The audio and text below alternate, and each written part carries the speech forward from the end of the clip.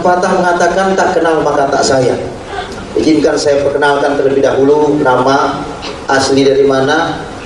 Saudara, nama saya Pendeta Daud Silwanus Rajawali. Saya berasal dari Kutai, Bapak Kutai, Ibu Sunda. Hasilnya kayak orang Manado katanya. Ya puji Tuhan. Yang jelas saya ini orang Indonesia. Saudara, sebelum saya percaya kepada Yesus, dulunya saya ini seorang kiai haji. Saudara mungkin kaget ya, kok bisanya kiai haji ini bisa apa? Jadi pendeta. Ya inilah ajaibnya Yesus yang kita percaya. Amin.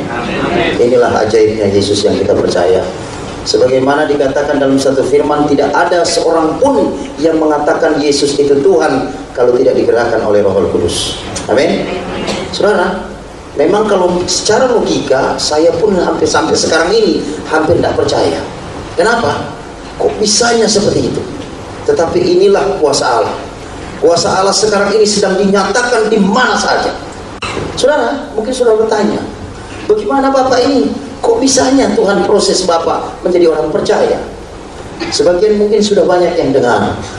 Ada yang melalui kaset, ada yang melalui kesaksian tadi malam. Puji Tuhan saudara, sebagaimana saya katakan, bukan satu kebetulan.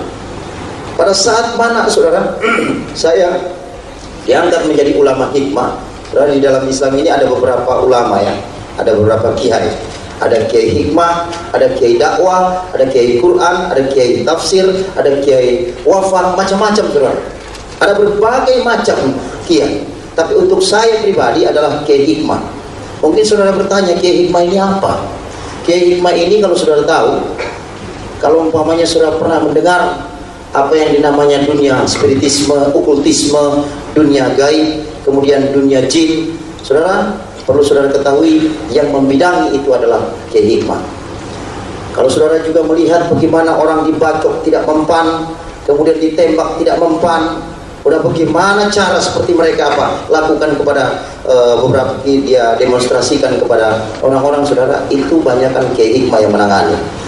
Dan saudara, saya dinobatkan menjadi kiai hikmah ini sejak umur 15 tahun.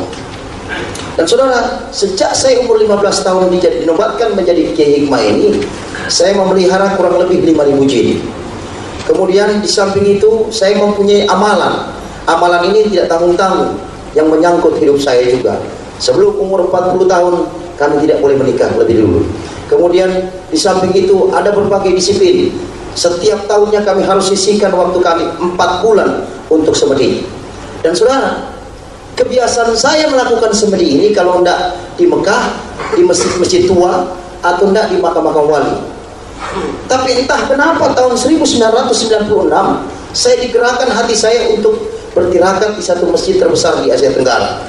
Adapun masjid itu adalah Masjid Istiqlal di Jakarta. Dan saya menempati di lantai 2. Saudara, baru berjalan waktu itu 2 bulan saya lakukan tirakat ini, saya jalankan semedi ini. Tiba-tiba saudara, ada seorang satpam yang datang kepada saya dan mengemukakan masalahnya. Dia kata, Pak Kiai, saya mau minta bantuan sama Bapak. Bantuan apa? Saya bilang, saya ini sedang gerakan. Saya bilang, sebenarnya tidak bisa diganggu. Tapi dia bilang, ini penting sekali. Ini masalah masjid. Oh baik. Dia bilang, apa itu masalah? Ada selama 2 minggu saya ini sekarang ini menjadi bulan-bulanan dari seorang anak muda yang berilmu sakti. Beliau ada di lantai bawah. Terus saya bilang, kenapa?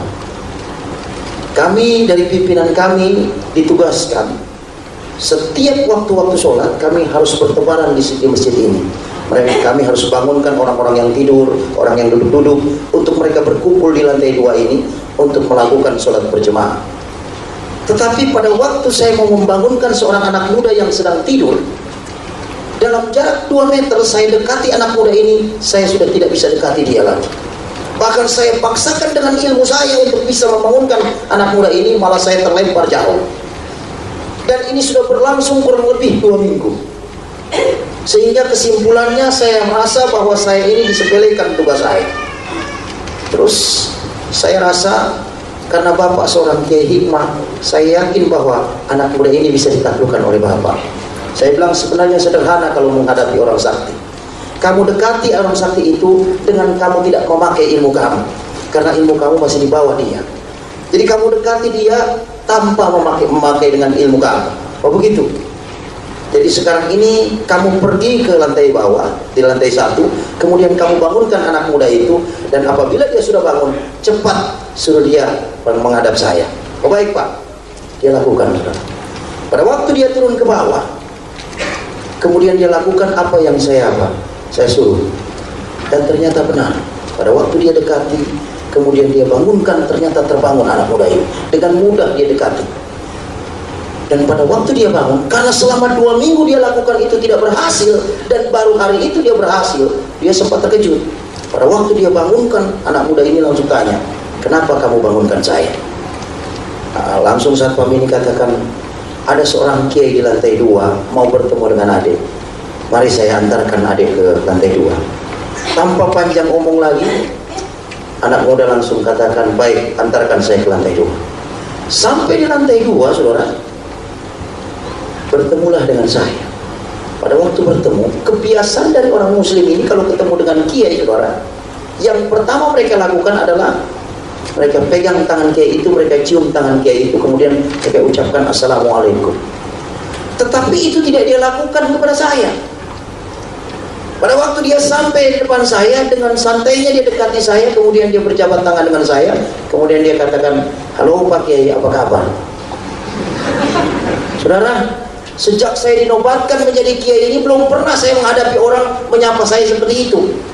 Bahkan kadang-kadang ada orang Kristen yang datang kepada saya mengucapkan assalamualaikum juga. Tapi baru kali itu saya disapa seperti itu. Terpikir oleh saya, ini anak muda ini benar-benar apa? Menyepelekan saya. Dan saya mempunyai pemikiran mungkin karena ilmunya lebih tinggi dari saya. Jadi saya pikir, oh tidak jadi masalah. Pada waktu dia duduk, langsung saya tegur. Anak muda, saya boleh tanya, siapa nama kamu? Anak muda ini langsung katakan, Pak Kiai, nama saya ini Alfian. Konon saya dengar dari seorang satpam yang ngantar kamu tadi. Saya bilang, kamu katanya memiliki ilmu yang sakti. Di luar dugaan, saudara. Apa jawab anak muda ini? Pak Kiai, bukan saya yang berilmu sakti, tetapi Yesus yang ada dalam diri saya yang memiliki kesaktian itu. Pada waktu dia ngomong Yesus, saudara, saya sempat terkejut. Apa kamu bilang Yesus? Saya bilang, ya. Bahkan kehidupan saya ini, Pak Kiai, bukan saya lagi, tetapi Yesus yang ada dalam diri saya. Lebih aneh lagi saya. Langsung saya pikir, kalau begitu kamu ini orang Nasrani. Betul. Dalam pikiran saya, anak muda ini mungkin datang ke masjid ini dalam rangka untuk dia ini mau masuk Islam. Kenapa? Tahun 96 itu saudara bisa lihat keadaan Indonesia ini ya, khususnya di daerah Jawa ini, ada banyak gereja dihancurkan, ada banyak orang-orang percaya dikejar-kejar, ada banyak orang-orang percaya bahkan dibantai. Saya berpikir, oh mungkin dia mau masuk apa? Islam. Ternyata tidak, saudara. Pada waktu saya tanyakan dia, Alfian, kamu ini seorang Nasrani, tapi kok kenapa kamu ini tinggal di dalam masjid? Bahkan kamu sudah 2 minggu ada di masjid ini. Dia katakan, saya senang di masjid ini Pak Kiai, karena ini rumah Tuhan. Saya bilang, nggak salah kalau kamu katakan ini rumah Tuhan. Cuman sekarang saya mau tanyakan, kenapa kok kamu tidak bermitra dengan orang Kristen yang lain? Kamu tidak ke gereja, tidak bersekutu dengan orang-orang Kristen yang lain. Dengan tenang Alfian katakan, perlu Pak Kiai ketahui bahwa sekarang ini gereja sedang sakit. Saya bilang, sakit apa? Ada banyak orang-orang Kristen, mereka datang ke gereja bukan menyembah Allah dalam roh dan kebenaran, bukan mereka membaca kebenaran firman Tuhan, bukan mereka untuk memuji nama Tuhan, tetapi mereka mengagung-agungkan akan golongan mereka. Mereka katakan, golongan kamilah yang benar, golongan kamilah yang akan ke surga, golongan Kristen kamilah yang akan masuk ke dalam kerajaan surga, sementara golongan Kristen yang lain itu tidak masuk dalam kerajaan surga. Padahal mereka itu adalah satu kesatuan tubuh Kristus. Mendengar seperti itu, langsung saya tanyakan lagi, bagaimana dengan kamu? Untuk saya pribadi Pak, saya tidak perlu khawatir, karena di dalam diri saya ada Yesus. Saudara, Setiap kali dia ngomong selalu tidak pernah dia apa? Tidak pernah dia tidak selipkan Yesus. Sehingga membuat saya bertanya, saya pikir siapa ini Yesus ini? Langsung saya tanyakan kepada Alfian. Alfian, dari tadi kamu selalu mengalaskan Yesus, selalu Yesus. Sebenarnya Yesus itu siapa sih? Apa Alfian katakan? Bapak ingin dengarkan apa Yesus ini? Oh iya, saya bilang. Tidak tanggung-tanggung dia saksikan Yesus itu dari jam 4 sore sampai jam 10 malam. Dia saksikan dengan begitu berapi-api mengenai Yesus ini. Herannya dari jam 4 sore sampai jam 10 malam itu mulut saya ini terkatup hanya mendengarkan kesaksian dia. Dan saudara, setiap dia pekikan nama Yesus, ada kurang lebih 148 ilmu yang ada dalam diri saya, satu persatu hilang kuasanya. Pada waktu dia sudah jam 10 malam dia saksikan mengenai Yesus itu, sempat terhenti sejenak. Langsung saya angkat bicara, saya bilang, Alfian, tunggu sebentar. Kamu ini menyaksikan Yesus begitu berani, dan kamu menyaksikan Yesus ini bukan di gereja ini, saya bilang. Ini dalam masjid, saya bilang. Bagaimana bisa jadi kamu seberani ini? Dia bilang, inilah yang diinginkan oleh Yesus yang ada dalam diri saya. Saya harus saksikan Yesus itu kepada Bapa. Saat itu sempat saya agak sedikit marah, saudara, karena dia begitu tegas menunjuk kepada saya. Saya bilang, baik, kalau kamu katakan seperti itu, sekarang ini kamu akan saya tahan di tempat ini. Saya akan tes Yesus yang ada dalam diri kamu dengan satu catatan. Apabila Yesus yang ada dalam diri kamu kalah dengan ilmu saya, maka besok juga kamu harus ucapkan 2 kalimat syahadat dan kamu harus ikut sholat subuh berjemaah bersama saya di lantai 2 ini. Kamu siap terima tantangan saya? Alfian dengan tenang dia katakan, kalau itu yang diinginkan oleh Yesus yang ada dalam diri saya, maka saya akan terima tantangan Bapak di dalam nama Yesus. Hilang lagi ilmu satu, saudara. Saat seperti itu, saya sempat sadari bahwa di dalam nama Yesus ada kuasa. Saya sempat berpikir, luar biasa ini anak muda ini. Anak muda itu kurang lebih umurnya sekitar 25 tahun. Dia tahu persis bahwa Yesus ada di pihak dia.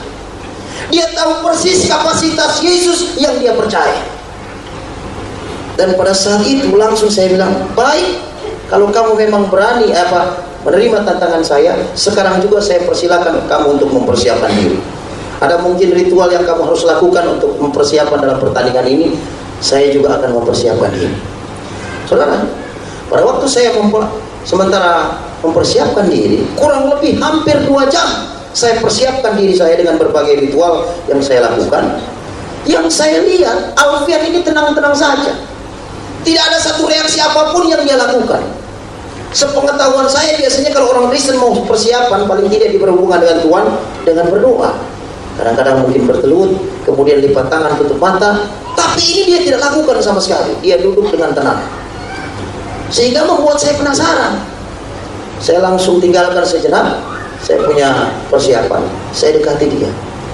Alfian, boleh saya tanya sebentar? Oh boleh Pak, silakan. Ini saya hampir 2 jam mempersiapkan diri.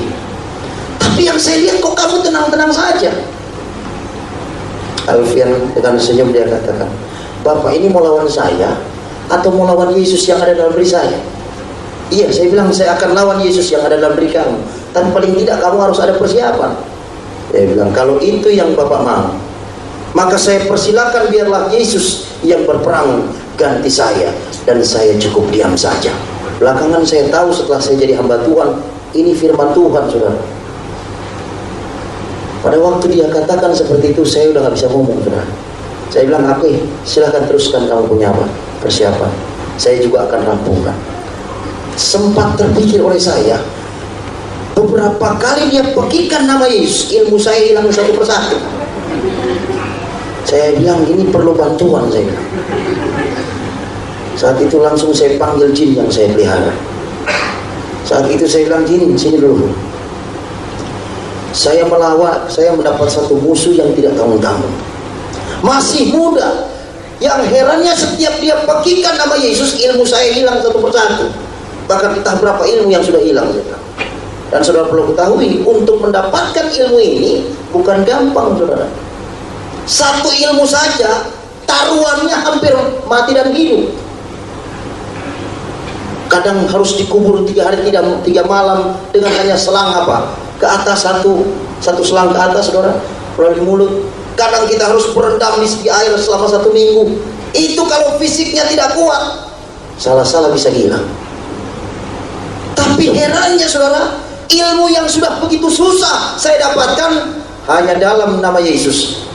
Takluk. Saudara bisa bayangkan bagaimana kuasa nama Yesus itu. Dan saat itu langsung saya bilang, bagaimana saya harus hadapi dia. Ternyata jin ini sudah mengantisipasi selama 2 minggu kedatangan dari Alfian ini. Dia katakan, Pak Kiai, waktu dia datang ke masjid ini, kedatangannya saja tidak diketahui, tiba-tiba sudah ada di tempat ini. Lebih herannya lagi, seorang satpam yang mau dengan tulus mau membangunkan dia sholat, dalam jarak 2 meter sudah terlempar, itu dia dalam keadaan tidur. Kami pikirkan kalau umpamanya dia melek lebih parah lagi nanti. Lalu bagaimana saya bilang harus hadapi dia? Apa dia katakan? Waktu itu Bapak tidak memberikan mandat kepada kami.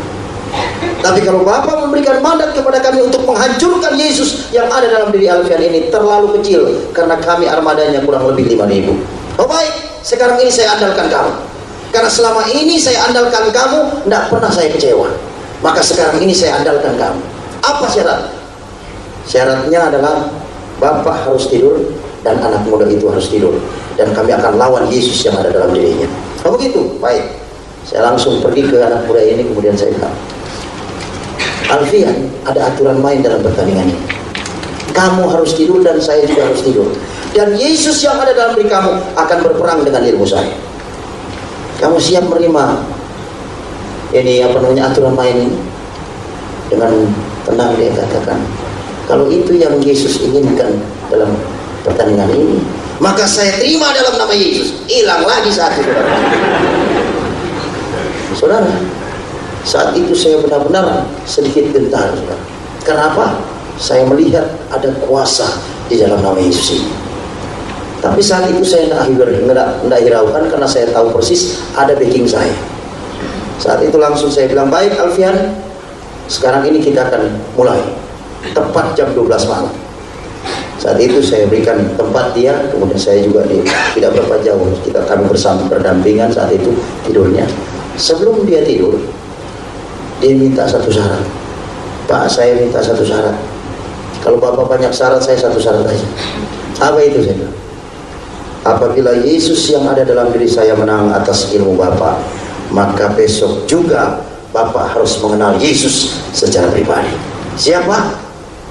Saya sempat bingung, saudara. Ini ilmu sudah hilang. Saya pikir-pikir, ini kalau umpamanya saya bilang iya, repot juga kalau nggak ada backing. Tapi saya ingat backing saya. Baik, saya bilang saya akan terima. Ada keberanian setelah saya punya backing. Kenapa, saudara? Di saat itu kami tidur.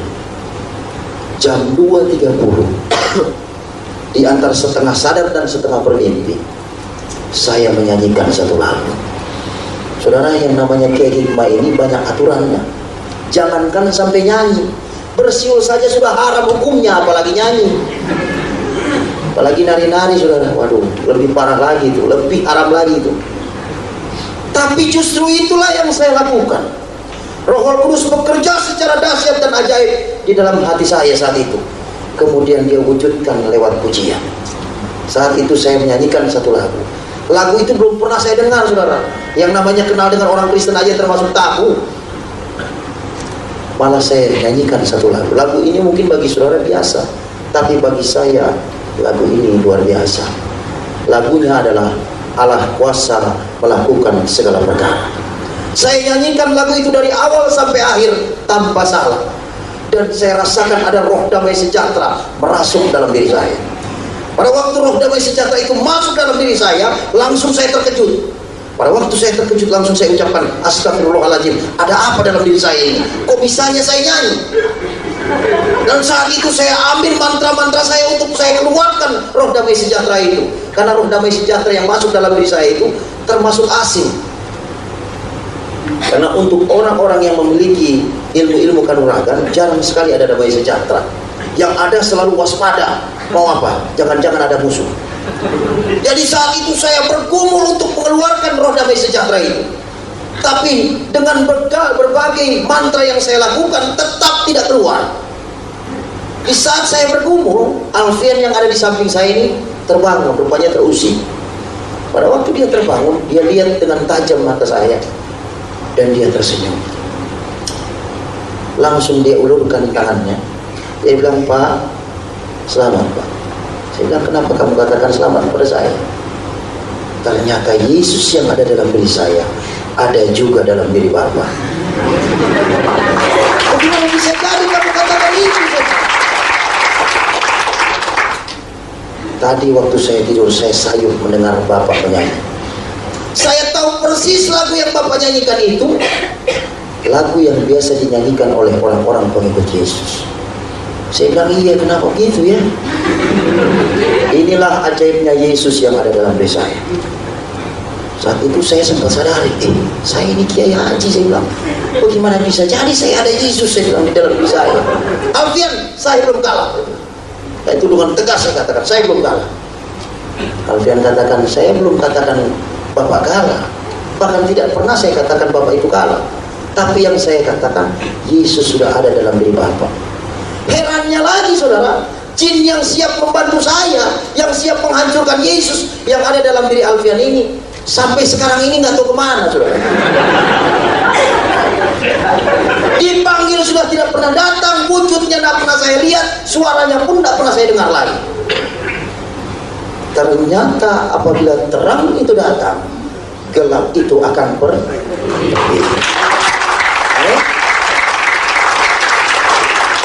Ada banyak orang tidak mengerti masalah ini.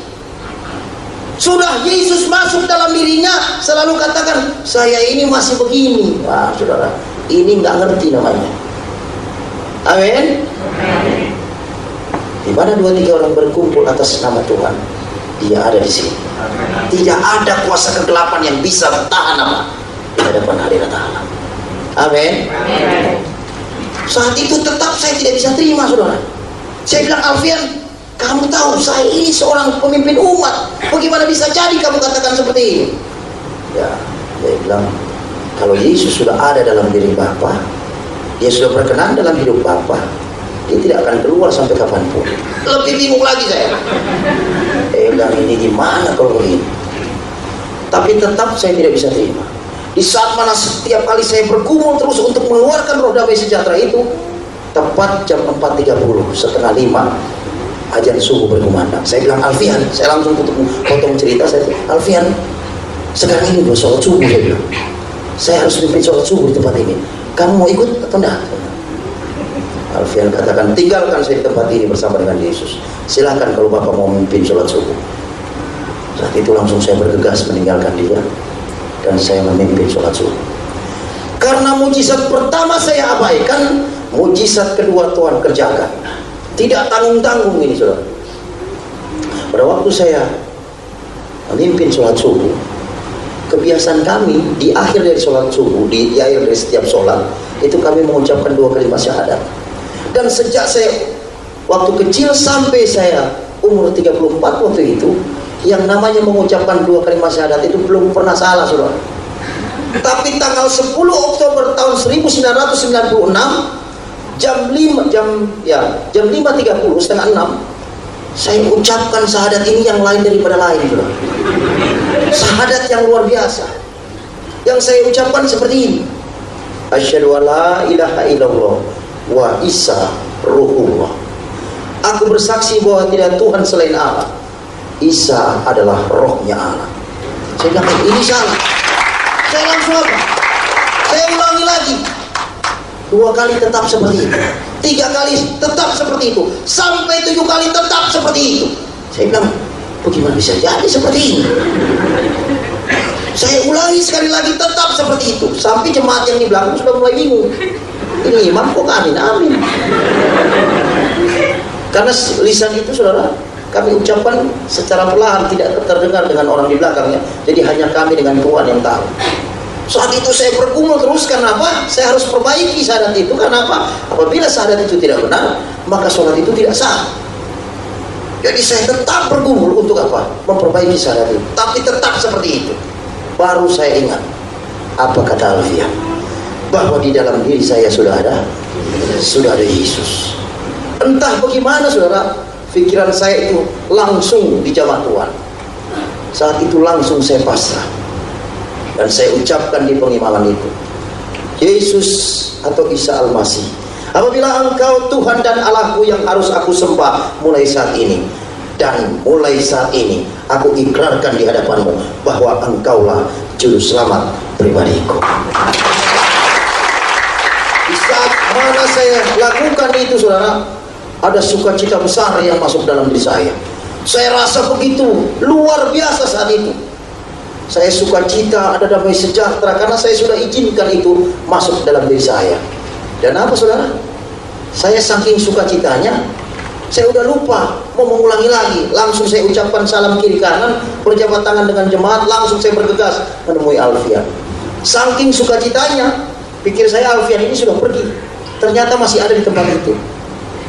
Pada waktu dia ada di tempat itu, saya langsung rangkul dia. Kemudian saya bilang, Alfian, ternyata Yesus yang kamu sebut-sebut dari kemarin sore, jam 4 sore itu sampai jam 3 tadi pagi, ternyata dia itu Allah sendiri. Apa kata Alfian? Dari kemarin juga saya bilang itu. Kenapa Bapak tidak percaya? Saya bilang, inilah waktu Tuhan untuk saya Alfian. Inilah waktu Tuhan untuk saya. Tapi ikutilah jejak Yesus. Apa yang Yesus lakukan, itu yang Bapak kerjakan. Apa yang Yesus tidak lakukan, jangan Bapak kerjakan. Hanya itu. Hanya itu, ya. Tepat jam 7 pagi. Saat itu Alfian mohon pamit. Dia katakan, Pak, sekarang ini semuanya sudah selesai. Ya, saya bilang sudah selesai. Saya sekarang ini mohon pamit. Saat itu langsung saya antarkan dia ke gerbang. Dan herannya saudara, sejak jam 4 sore sampai jam 7 pagi itu tidak terpikir oleh saya tanya dia alamatnya di mana, asli dari mana, orang tuanya di mana, keluarganya di mana. Tidak pernah saya tanya. Yang terngiang-ngiang dalam pikiran saya itu adalah kesaksian dia mengenai Yesus. Dan pada waktu dia mau berpisah, dia sempat pegang erat-erat tangan saya. Dia bilang, Pak Kiai, selamat berjalan bersama dengan Yesus. Pandang Yesus, jangan pandang manusia. Sampai kita bertemu di kerajaan surga. Mulai saat itu Alfian itu entah kemana. 3 tahun saya mengenyam pendidikan sekolah tinggi teologi, dan saya mendapat predikat yang terbaik. Di saat mana saya menggenggam akan ijazah yang sudah diberikan, saya langsung masuk ke kamar. Saat itu saya menangis dan saya berdoa, Tuhan, siapa Alfian itu? Aku bertanya sekarang juga. Dia telah perkenalkan aku dengan Engkau, dan sekarang ini Engkau telah memilih aku menjadi hamba-Mu. Sekarang ini aku bertanya kepadamu, siapa Alfian itu? Dan apa saudara? Jawab Tuhan lewat doa. Daud, aku kirimkan malaikatku untuk menyelamatkan jiwamu dari api neraka. Saudara, untuk seorang yang banyak melukai hati Tuhan, ternyata jiwanya masih berharga di mata Tuhan. Tapi untuk mengenal Yesus ini bukan berarti tanpa harga, saudara. Ada harga besar yang harus saya bayar. Saya harus diusir dari umat yang saya pimpin. Saya harus apa? Melepaskan semua atribut dunia saya. Saya harus lepas dengan kawan saya yang paling akrab, yaitu jin. Ya, itu saya punya kawan akrab sudah sejak saya umur 15 tahun. Lebih parahnya lagi, orang tua yang justru mengandung saya dan melahirkan saya tidak mengakui lagi saya sebagai anak.